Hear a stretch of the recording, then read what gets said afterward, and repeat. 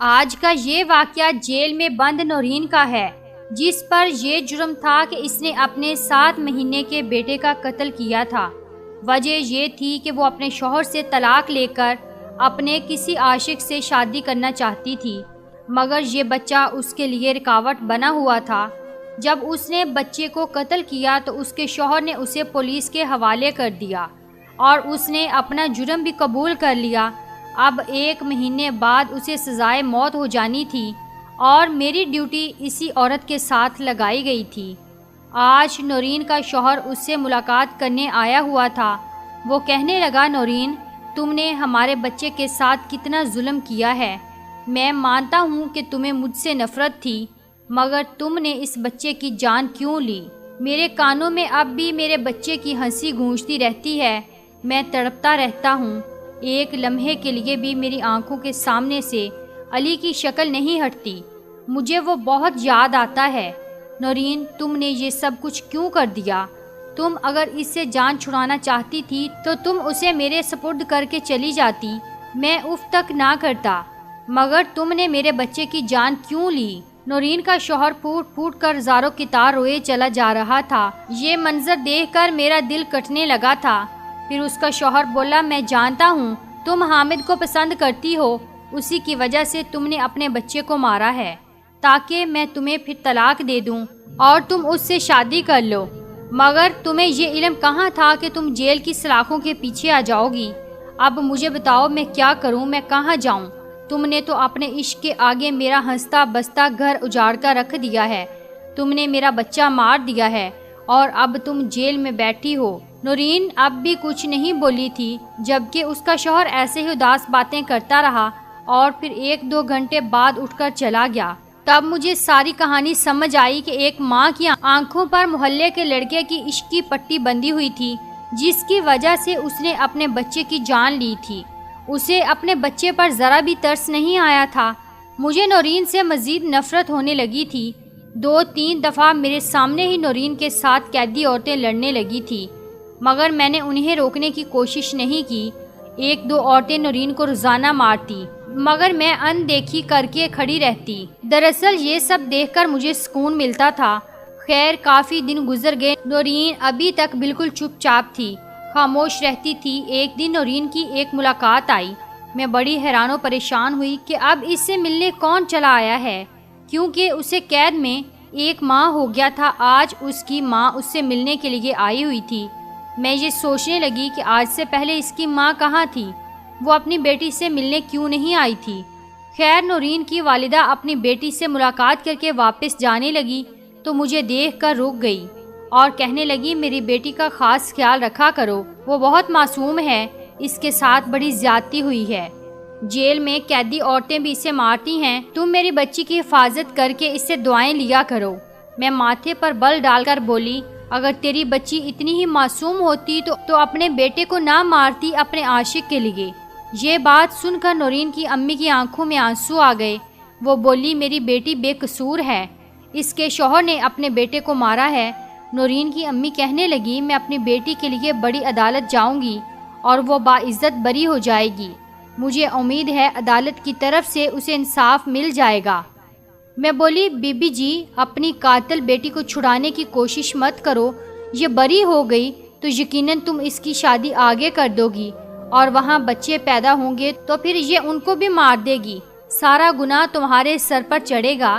مجھے یہ بتاؤ، جب اللہ تعالیٰ قیامت والے دن تم سے پوچھے گا تو تم کیا جواب دو گی؟ نورین کی امی نے مجھے عجیب نظروں سے دیکھا اور بولی، تم خدا نہیں ہو، تم ایک لیڈی کانسٹیبل ہو، جو تمہاری ڈیوٹی ہے اسے ہی اچھے سے نبھاؤ۔ اتنا کہہ کر وہ چلی گئی، جبکہ مجھے گہری سوچ میں ڈال گئی۔ ان کی بات سچ بھی تو ہو سکتی تھی، کیا پتہ سچ میں نورین بے قصور ہو۔ اب اگر کوئی قیدی عورت نورین کے ساتھ بدتمیزی کرتی تو میں فوراً اسے روک دیتی تھی اور یہی کہتی تھی کہ اس کے ساتھ ایسا سلوک نہ کرو۔ اب اس پر کوئی بھی ہاتھ نہیں اٹھاتا تھا۔ میں نے دیکھا کہ نورین ہر وقت اداس اور پریشان سی رہتی تھی، شاید اسے اپنے بچے کی جان لینے کا دکھ تھا۔ اسی طرح کچھ دن اور گزرے تو ایک لڑکا نورین سے ملنے آیا ہوا تھا۔ میں نے پوچھا کہ تمہارا نام کیا ہے؟ تو وہ کہنے لگا، میں حامد ہوں۔ یہ بات سن کر میرے کان کھڑے ہو گئے۔ یقیناً یہ نورین کا عاشق تھا۔ میں نے ان دونوں کی ملاقات کروا دی اور اس بار بھی میں پاس ہی کھڑی تھی۔ مجھے بڑا تجسس تھا کہ آخر یہ کیا باتیں کرتے ہیں، اسی لیے میں جان بوجھ کر ان کے آس پاس ہی چکر لگاتی رہی۔ حامد بار بار یہی کہہ رہا تھا، نورین تم نے اپنے بچے کی جان لے کر اچھا نہیں کیا، تم مجھے پسند کرتی تھی، مجھے بھی تم اچھی لگتی تھی، مگر اس کا یہ مطلب تو نہیں تھا کہ تم اپنے بچے کی ہی جان لے لیتی، تم اپنے شوہر سے طلاق بھی تو لے سکتی تھی۔ اب اگر تم جیل سے چھوڑ دی گئی تو میں تم جیسی قاتل لڑکی سے شادی نہیں کروں گا۔ اتنا کہہ کر حامد چلا گیا اور نورین بت بنی اسے دیکھتی رہ گئی۔ تب میں بولی، دیکھ لیا، یہ دنیا کے رشتے ایسے ہی ہوتے ہیں، کوئی کسی کا نہیں ہوتا۔ تم نے بے وجہ اپنے بچے کی جان لے لی اور بس مجھے دیکھ رہی تھی۔ اس نے مجھے آج بھی کچھ نہیں کہا تھا۔ اب میں نورین کی کہانی جاننا چاہتی تھی۔ مجھے شوق ہونے لگا تھا کہ آخر اس کے پیچھے کیا وجہ تھی جو اس نے اپنے ہی بچے کی جان لے لی۔ حامد کی محبت کیا ممتا سے بڑی ہو گئی تھی؟ نورین کی کہانی جاننے کے لیے یہ ضروری تھا کہ میں اس کے ساتھ دوستی کر لیتی، اسی لیے اب میں اس پر غصہ نہیں کیا کرتی تھی اور اسے تاکید کیا کرتی کہ کھانا کھا لو، چونکہ وہ کھانا نہیں کھاتی تھی، وہ تو ہڈیوں کا ڈھانچہ بن چکی تھی۔ میں اسے یہی کہتی، اگر تم بے قصور ہو تو بھی تم اس طرح ہی جیل کی سلاخوں کے پیچھے ہی مر جاؤ گی، دنیا والوں کو تم یہ نہیں بتا پاؤ گی کہ تم بے قصور تھی۔ وہ یہ سب سنتی رہتی اور پھر ایک دن مجھ سے کہنے لگی، میں زندہ نہیں رہنا چاہتی، میں ایسی زندگی جینا نہیں چاہتی، مجھے یہ دنیا ہی اچھی نہیں لگتی۔ اب مجھے محسوس ہوا تھا کہ نورین کی خاموش رہنے کے پیچھے وجہ یہی تھی کہ وہ ڈپریشن کا شکار ہو چکی تھی۔ ظاہری سی بات ہے، انسان وقتی محبت کے جال میں پھنس کر اگر اپنے بچے کو نقصان پہنچا بھی دے تو وہ بعد میں یہ سب سوچ سوچ کر ہی پاگل ہو جائے گا، مگر اب وہ اسے یاد کیا کرتی تھی۔ شاید اسے اپنے بچے کو مار دینے کا صدمہ ہو گیا تھا۔ پھر ایک دن اس کی ماں آئی، اس کی امی نے کہا، میں بڑی عدالت میں تمہارا کیس لے کر جاؤں گی، مگر نورین نے اپنی امی کو اپنے سر کی قسم دے دی اور کہا، آپ مجھے سزا کاٹ لینے دیں، میں بری نہیں ہونا چاہتی۔ مگر پھر بھی اس کی امی نے اپنی بیٹی کے لیے عدالت میں دوبارہ اپیل کر دی۔ پہلی پیشی پر میں اس کے ساتھ نہیں گئی کیونکہ دوسری کانسٹیبل چلی گئی تھی۔ جب وہ پاس آئی تو میں نے پوچھا، تم نے جج صاحب سے کیا کہا؟ تو نورین میری آنکھوں میں آنکھیں ڈال کر بولی، میں نے عدالت کے سامنے اعتراف جرم کر لیا ہے اور ان سے کہا ہے کہ میری سزا پھانسی سے کم نہیں ہونی چاہیے۔ اس کی بات سن کر میں ایک دم سے چونک گئی اور پریشان ہو گئی۔ تب وہ کہنے لگی، جب میرا علی ہی زندہ نہیں ہے تو میں نے جی کر کیا کرنا ہے؟ پھر میں بولی، تم نے علی کو قتل کیوں کیا تھا؟ نورین کہنے لگی، ہاں مجھے علی کو قتل نہیں کرنا چاہیے تھا، مجھ سے بہت بڑی غلطی سرزد ہو گئی ہے۔ اب وہ مجھ سے کھل کر اپنے دکھ کا اظہار کرنے لگی تھی، مجھ سے بھی بات چیت کر لیا کرتی تھی۔ مجھے ایک دن کہنے لگی، میرا علی میری طرف دیکھ کر مسکراتا رہتا تھا اور مجھے ہاتھوں سے اشارے کر کے اپنے پاس بلاتا تھا۔ جب میں کام کاج کر کے واپس آتی تو میری طرف دیکھ کر مچل جاتا تھا اور کہتا تھا کہ مجھے اٹھا لو، پر میری مجبوری تھی، میں اسے اٹھا نہیں پاتی تھی۔ میں اس کی بات سن کر چونک گئی۔ میں بولی، تمہاری کیا مجبوری تھی کہ تم اپنے بچے کو ہی نہیں اٹھا پاتی تھی؟ تب میں نے اس کا چہرہ زرد ہوتے ہوئے دیکھا۔ اس نے جلدی سے اپنے آنسو صاف کیے اور لیٹ گئی اور کہنے لگی، مجھے نیند آ رہی ہے، تم یہاں سے جاؤ۔ اب مجھے لگنے لگا تھا کہ شاید نورین قتل کرنے سے پہلے بھی اپنے بچے پر ظلم و ستم کیا کرتی تھی، ہو سکتا ہے کہ اسے دودھ کے لیے بھی ترساتی رہی ہو۔ خیر، مجھے پھر سے دن بدن نورین سے نفرت ہوتی چلی جا رہی تھی، مگر میں پھر بھی اس کے ساتھ اچھی تھی کیونکہ میں اس کا راز جاننا چاہتی تھی۔ عدالت نے نورین کو ایک بار پھر سزائے موت سنا دی تھی۔ جس دن اسے موت کی سزا ہوئی وہ بہت زیادہ خوش ہوئی تھی۔ میں نے اس کی خوشی کی وجہ پوچھی تو وہ کہنے لگی، اب میں اپنے بیٹے کے پاس چلی جاؤں گی اور ہمیشہ ہمیشہ کے لیے اس کے ساتھ رہوں گی۔ میں بولی، اس دنیا میں تمہیں حامد کی محبت میں اس قدر اندھا کر دیا تھا کہ تم اپنے بچے کا خیال ہی نہیں رکھتی تھی۔ تمہیں کیا لگتا ہے کہ مرنے کے بعد اللہ تم دونوں کو ملا دے گا؟ کہنے لگی، مجھے نہیں معلوم کہ آگے میرے ساتھ کیا ہوگا، مگر میری یہی دعا ہے کہ اگلے جہاں مجھے میرا بیٹا مل جائے۔ خیر، ہائی کورٹ نے نورین کو سزائے موت دے دی تو اس کے بعد نورین کی والدہ نے سپریم کورٹ میں التجا کر دی جب اس کی امی اس سے ملنے آئی تو وہ اپنی امی سے لڑتی جھگڑتی رہتی تھی۔ کہنے لگی، آپ نے ایسا کیوں کیا؟ پھر سے آپ نے میرے لیے عدالت کا دروازہ کیوں کھٹکھٹایا ہے؟ میں جینا نہیں چاہتی، میں چاہتی ہوں کہ اپنے بیٹے کے پاس چلی جاؤں، اور آپ ہیں کہ بہانے سے میری سزا معاف کرنے کے چکروں میں ہیں۔ میں زندہ نہیں رہنا چاہتی۔ نورین کی والدہ کہنے لگی، تمہیں میرے سر کی قسم ہے، اس بار تم عدالت میں جھوٹ نہیں بولو گی، تمہیں ایک ایک بات سچ بتانی ہوگی۔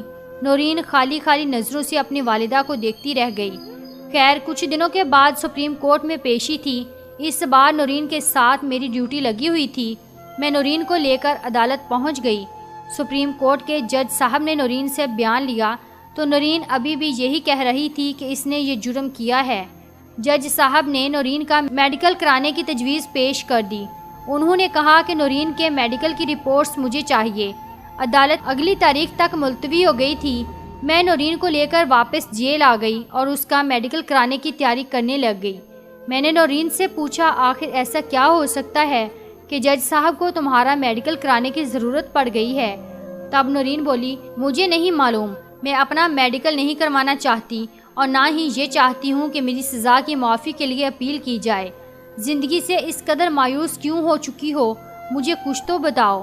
تب نورین کہنے لگی، میں نے اپنی زندگی میں بڑی سختیاں دیکھی ہیں، میں نے بہت کچھ سہا ہے، اس لیے میں مر جانا چاہتی ہوں۔ میں نے کہا، ہمارے پاس کوئی ایسے کیس آئے ہیں جس میں قاتل بھی اپنی سزا کی معافی کے لیے تڑپ رہا ہوتا ہے، وہ چاہتا ہے کہ اسے معافی مل جائے، اسے ایک موقع دے دیا جائے، مگر تم کیوں نہیں چاہتی؟ تب وہ رونے لگ گئی، بولی، میری عمر بھی کم ہے تو شاید میرے والدین میری دوسری شادی کر دیں، مگر میں دوسری شادی نہیں کرنا چاہتی۔ مجھے مرد ذات سے شدید نفرت ہے، کیونکہ مرد اپنے مفاد کے لیے کچھ بھی کر سکتا ہے۔ میں بولی، اچھا ایسا کیوں ہے؟ تو وہ کہنے لگی، چند برس پہلے میری شادی ہوئی تھی۔ میرا شوہر اعجاز ایک اچھا اور نیک انسان تھا، ہم دونوں ایک دوسرے کا بہت خیال رکھا کرتے تھے، وہ مجھ پر اپنی جان نچھاور کرتا تھا، سب کچھ اچھا چل رہا تھا۔ پھر میں امید سے ہو گئی تو اعجاز میرا اور بھی زیادہ خیال رکھنے لگا۔ مجھے لگا کہ میری زندگی میں اب کسی چیز کی کوئی کمی نہیں ہے، اب ہمارے پاس ہر چیز موجود تھی، لیکن پھر ہماری زندگی میں ایک تیسرا شخص داخل ہو گیا، جس کی وجہ سے ہمارا سکون، چین، سب کچھ برباد ہو گیا۔ میں چونک گئی، مجھے لگا کہ شاید نورین حامد کا نام لے گی، کیونکہ اعجاز اور نورین کی زندگی میں حامد ہی تو آیا تھا، لیکن وہ بولی، ہماری زندگی میں شازیہ آ گئی۔ میں نے حیرت سے نورین کی طرف دیکھا اور بولی، میں سچ کہہ رہی ہوں، ہمارے پڑوس میں ایک لڑکی رہتی تھی، شازیہ، بہت حسین تھی، بہت پیاری تھی، خوبصورت تھی۔ میرے شوہر نے اسے دیکھا تو وہ اس کا دیوانہ ہو گیا۔ مجھے شازیہ کے بارے میں کچھ معلوم نہیں تھا، مگر اعجاز مجھ سے اکثر یہی کہا کرتا تھا کہ ہمارے محلے میں ایک نئی لڑکی آئی ہے، اس کا نام شازیہ ہے، تم اس سے مل جل لیا کرو، وہ بیچاری تنہا رہتی ہے۔ جب میں نے یہ سنا تو مجھے بھی اس لڑکی پر بڑا ترس آیا کہ بیچاری کے ماں باپ بھی زندہ نہیں ہیں اور غریب بھی ہے۔ ایک دن میں اس سے ملنے اس کے گھر چلی گئی اور پھر میری اور اس کی دوستی اچھی خاصی ہو گئی۔ پھر آہستہ آہستہ میں شازیہ کو اپنے گھر بھی بلانے لگی۔ یوں میرا شوہر اعجاز شازیہ کو دیکھ کر بڑا خوش ہوتا۔ میرا بچہ علی اس دنیا میں آنے والا تھا تو میری طبیعت اکثر خراب رہتی تھی، تو میں شازیہ کو اپنی مدد کے لیے بلا لیا کرتی تھی، مگر مجھے کہاں معلوم تھا کہ یہی عورت میری خوشیوں کی قاتل نکلے گی۔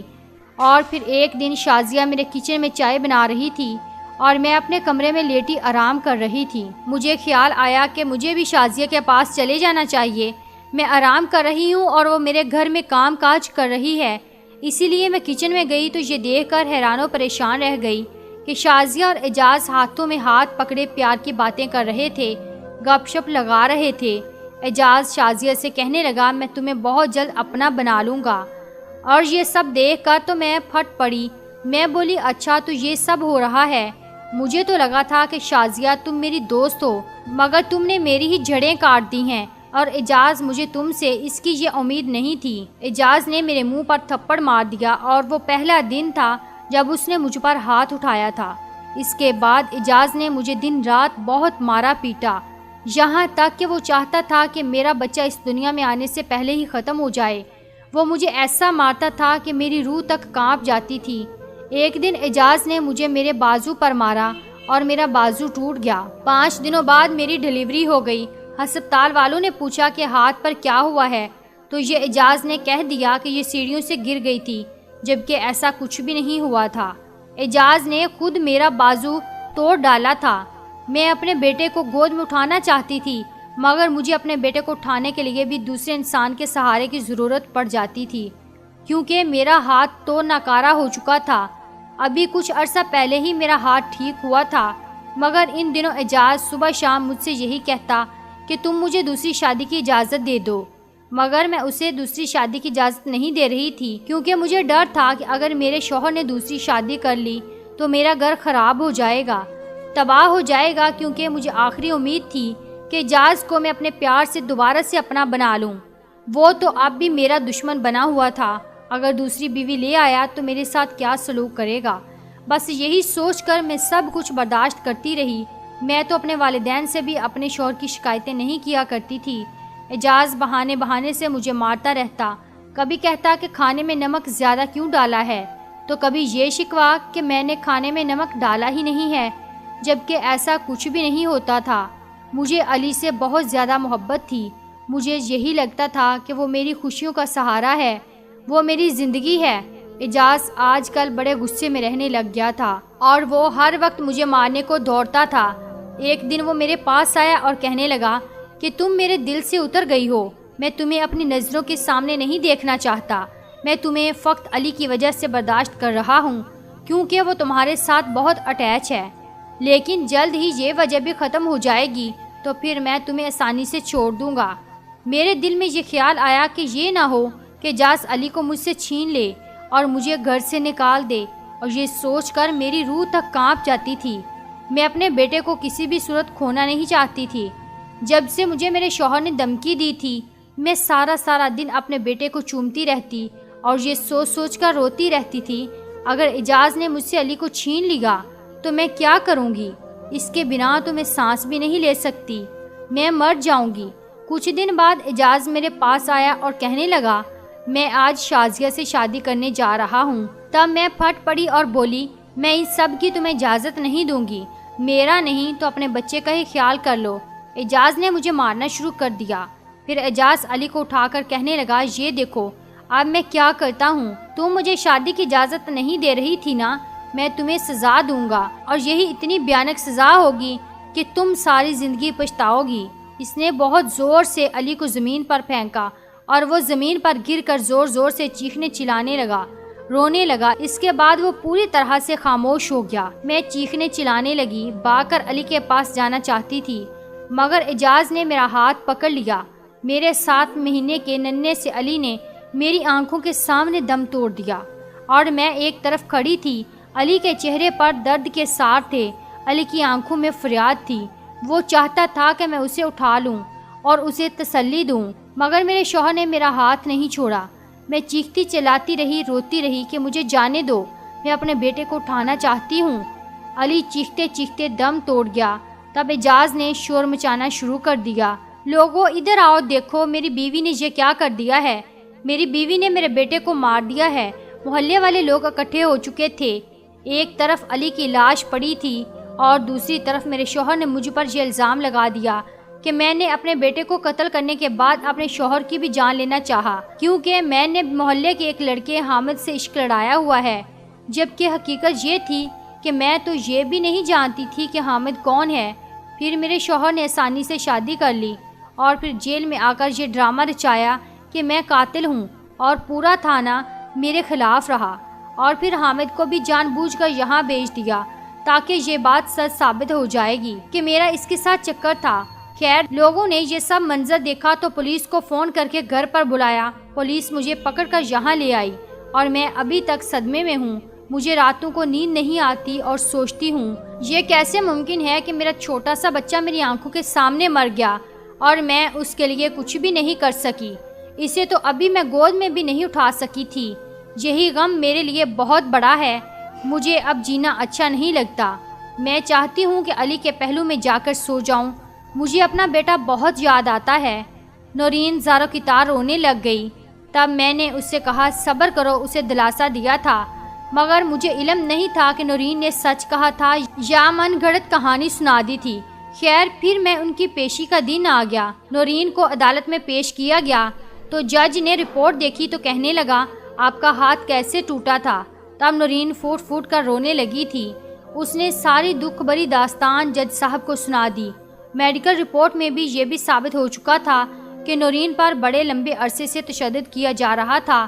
اس کے جسم کی کئی ہڈیاں ٹوٹ گئی تھی۔ اس میں اتنی طاقت نہیں تھی کہ وہ اپنے بچے کو اٹھا کر زمین پر پھینک دیتی، اور یہی ایک پوائنٹ تھا کہ نورین قاتل نہیں ہے۔ اس کے جسم پر زخموں کے نشان موجود تھے، مگر وہ یہ سب کچھ چھپائے ہوئے تھی۔ وہ مر جانا چاہتی تھی، اس کا بیٹا اس سے بچھڑ گیا تھا اور سب لوگ نورین کو قصوروار سمجھ رہے تھے، لیکن وہ بیچاری تو بے قصور نکلی۔ اب مجھے اپنے رویے پر افسوس ہو رہا تھا۔